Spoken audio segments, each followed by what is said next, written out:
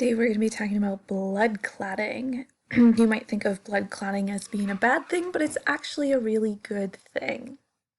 We're going to talk about the steps involved in blood clotting, so you'll need to know the steps, and we're going to dive right into them now.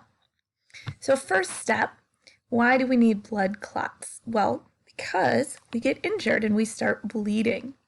What happens when we actually get injured is a blood vessel is broken. Blood vessels can be arteries, veins, capillaries. Most of the time, it's just going to be surface level. So it's going to be little tiny capillaries that we're breaking. And remember, capillaries are trying to get oxygen and nutrients and everything to all of the cells in our body. So you have capillaries all over the surface of everything. So that's why when you get a cut, even if you don't see a blood vessel right there, there are thousands and thousands of capillaries. So blood vessel is broken. That's the first thing that happens. The second thing that happens is platelets. Platelets come, and these platelets stick to the wall of the broken blood vessel. The platelets here are these whitish guys. You'll see platelets drawn in many different colors in different animations. So these platelets are going to come, and they actually release chemical signals that attract more platelets, and then more platelets come and they release signals to attract more until they kind of have this guy plugged up a little bit. So that's why platelets are really important, because they're helping to plug up any injuries in our blood vessels. So platelets release chemicals, it attracts more platelets.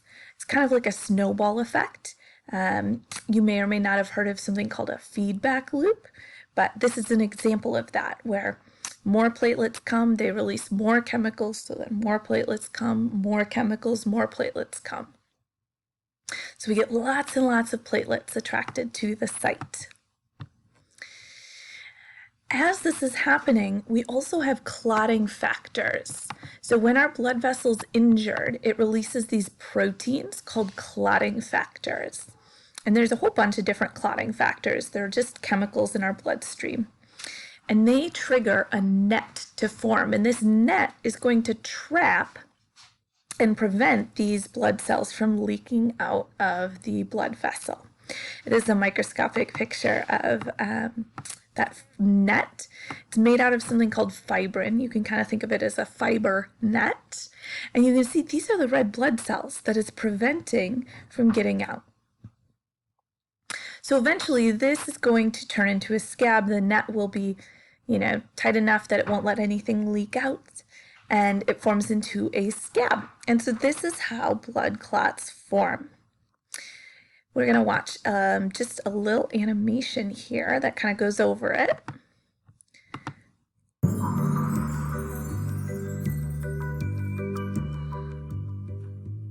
Do you remember tripping over as a kid and cutting your knee, and then magically the bleeding suddenly stops?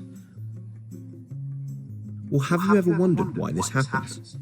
Our body is very clever and produces substances to seal off the open wound. In this video, we are going to look at how and why blood clots. Clotting prevents us from bleeding to death, and also protects us from nasty disease-causing organisms called pathogens entering our body. When we injure ourselves, we can damage the blood vessels just below our skin. This can cause blood to either leak into our tissue and form a bruise, or if the skin is broken, to openly bleed. To prevent these horrible things happening, blood clotting occurs. So let's have a look at how this happens.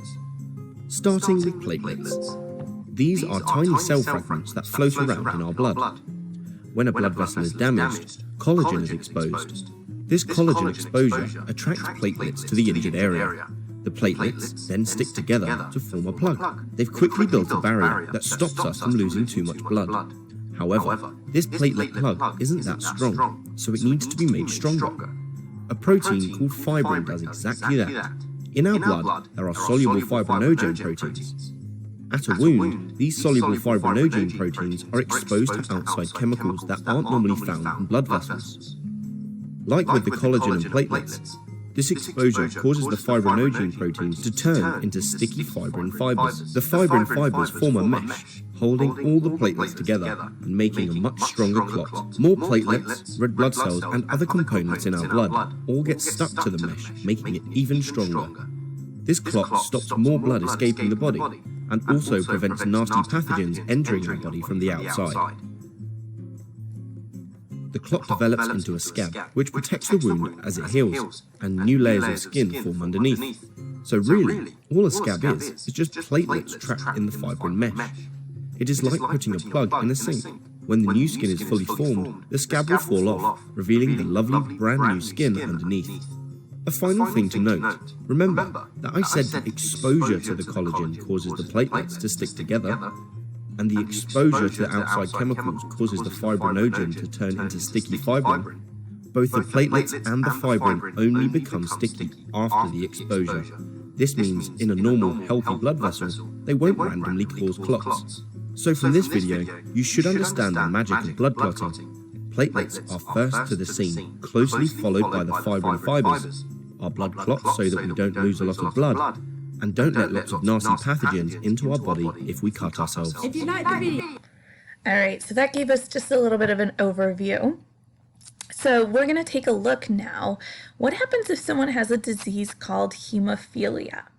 So let's take a look at this flow chart. Normally we get an injury, clotting factors and platelets are activated, and normally, right, they form a platelet plug, and then we get that fibrin mesh. With hemophilia, there's a lack of the clotting factors. This is clotting factor 8. There's different clotting factors that you might be missing. And then it's only able to form a weak plug. And so then the bleeding continues. So when somebody with hemophilia gets cut, what do you think happens? They continue bleeding, right? They don't ever form that scab. So this is one of our disorders that we are going to write down. So previously you should have made a page in your notebook that says diseases of the circulatory system. I want you to flip to that right now. So we have one disease we talked about, anemia. Tell me, what don't we have enough of with anemia? We don't have enough iron, and therefore we don't have enough hemoglobin, and we don't have enough red blood cells. So any of those answers would be correct. Now we're going to write down hemophilia. This is our second disorder we're going to talk about. So with hemophilia, it's genetic. You might have remembered that when we did Punnett squares, we talked about hemophilia. It's genetic. It's passed down in your genes. It prevents the blood from clotting. There's different types of hemophilia. You may have seen it on the previous flow chart, said hemophilia A. There's different types because it depends on which clotting factor you're missing. So lack of clotting factors means the individual can't make a fibrin net. And so they're going to bleed more common. Bleeding into the joints, prolonged bleeding, nosebleeds, bruising. And what people end up doing then is they end up taking a medication that gives them these clotting factors so they don't have to worry about that. They don't have to worry about bleeding out. All right, we're going to look at another disorder. So just take a look here. Individual on the right has a condition called thrombocytopenia. How's their blood different from the person on the left? Hopefully you noticed that this person has fewer platelets, and that's correct. So fewer platelets on the right. And how do you think this would affect the person? Platelets form blood clots, so they wouldn't be able to form blood clots as easily. So this is our third disorder we're going to talk about. So thrombocytopenia, the inability of blood to clot, and it's caused by low platelets. So whereas hemophilia, we don't have the clotting factors, in thrombocytopenia, we don't have enough platelets. And you might be like, well, what the heck is this big name, right? Well, thrombocytes is another name for platelets. So they're talking about we don't have enough platelets.